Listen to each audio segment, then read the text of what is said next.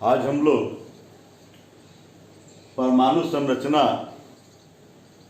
Chapter में bore के परमाणु मॉडल को पढ़ेंगे। बोर ने अपना परमाणु मॉडल क्या दिया? तो बोर ने प्लैंक के क्वांटम सिद्धांत के आधार पर उनकी सहायता ली, प्लैंक के क्वांटम सिद्धांत की सहायता ली और उसके आधार पर इन्होंने जो है सो कि अपना एक मॉडल प्रस्तुत किया। जिस मॉडल के कुछ हमारे पास महत्वपूर्ण तथ्य हैं उसको हम लोग देखेंगे।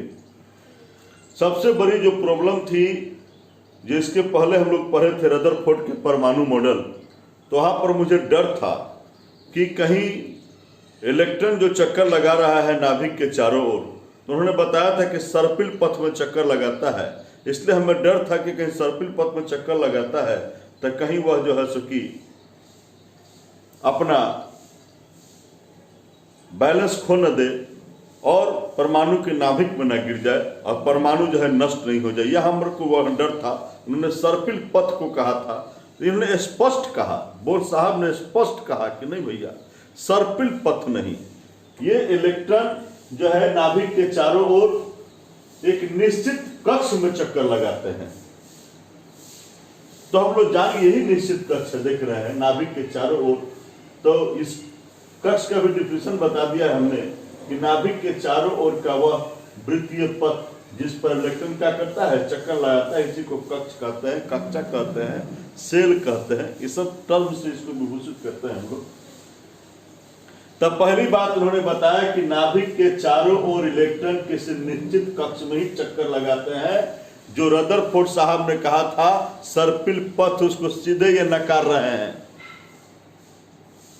और दूसरी वहां पर मुझे डर था, रदरफोर्ड जो लोग बात सुझाए थे उससे डर था कि जब कोई आवेश यानी इलेक्ट्रॉन चक्कर लगाता है तो उसकी ऊर्जा में कमी होगी और नाभिक में गिर जाएगा और परमाणु नष्ट हो जाएगा। तो ये सीधे कहते हैं कि जब इलेक्ट्रॉन चक्कर लगाता है इस नाभिक के चारों ओर, तो ना वह ऊर्जा का अवशोषण करता है और ना ऊर्जा का उत्सर्जन करता है। एकदम सीधी सीधी बातों में कि ना वह ऊर्जा का अवशोषण करता है और ना ही उत्सर्जन करता है, ना ऊर्जा लेता है ना ऊर्जा देता है।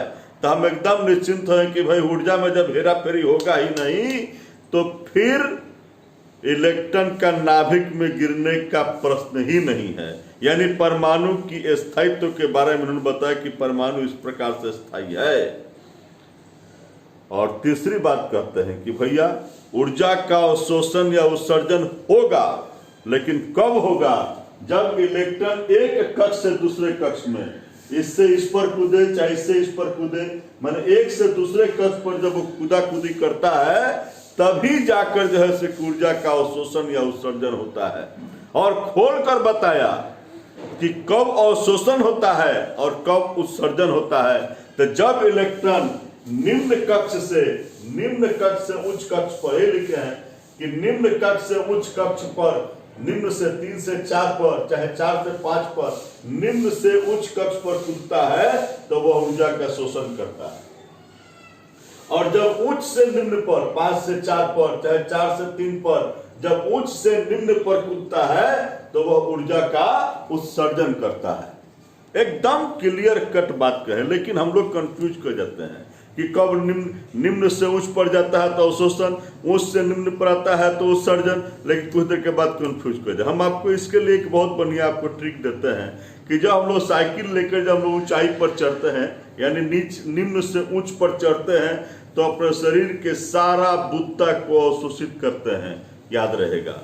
और जब ऊंचाई से साइकिल को निम्न पर, उच्च से निम्न की ओर ले जाते हैं, ऊंचाई से नीचाई की ओर ले जाते हैं, तब हम देखते हैं कि अपना हाथ पर छितरा देते हैं, यानी कि हम लोग ऊर्जा का उत्सर्जन करते हैं।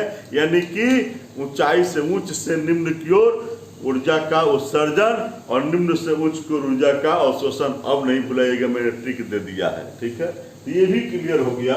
और एक सबसे बढ़िया मजेदार बात जो उन्होंने लास्ट में बताई कि वही कक्ष संभव होगा, यानी इलेक्ट्रॉन उसी कक्ष में जो है इलेक्ट्रॉन चक्कर लगाता है जिसके कोणीय संवेग का मान NH/2 पाई के बराबर हो। कोणीय संवेग का फॉर्मूला आपको मालूम है, कोणीय संवेग का फॉर्मूला होता है mvr, यानी mvr आपका किसके बराबर हो, तो nh/2 के बराबर हो, तो वही कक्ष संभव होगा। ये अब 3 बात जो उन्होंने कहा बड़ी बारीक की बात कही उन्होंने, जहां हमने सबको बता दिया कि m क्या है भाई, तो इलेक्ट्रॉन का द्रव्यमान है, v क्या है, तो इलेक्ट्रॉन का वेग है, r क्या है, तो r कक्ष की त्रिज्या, ये कक्ष जो है इसकी त्रिज्या कितनी है, ये कक्ष इसकी त्रिज्या कितनी है, और m क्या है, तो कक्ष की संख्या, कौन सा कक्ष है, 1 है कि 2 है कि 3 है कि 4 है, ये कक्ष की संख्या। और एच तो आप जानते हो, एच तो पहले से मालूम है कि एक प्लैंक स्थिरांक है, और पहले शुरू में बता दिया था कि प्लैंक के क्वांटम सिद्धांत के आधार पर ही इन्होंने अपने मॉडल को प्रस्तुत किया था बोर साहब ने। इस प्रकार से आज हमने बोर के परमाणु मॉडल को देख लिया, लेकिन अगले क्लास में आते हैं तो हम लोग देखेंगे कि बोर के परमाणु मॉडल से हम लोग को क्या क्या फायदे हैं, उससे हम लोग क्या क्या प्राप्त कर सकते हैं। कक्ष की त्रिज्या प्राप्त करेंगे, इलेक्ट्रॉन का वेग प्राप्त करेंगे, इलेक्ट्रॉन की ऊर्जा प्राप्त करेंगे, हाइड्रोजन स्पेक्ट्रम प्राप्त करेंगे। इन सब चीजों की बारी बारी से हम आए खेल को देखेंगे। फिर मिलते हैं नेक्स्ट क्लास में। थैंक्स।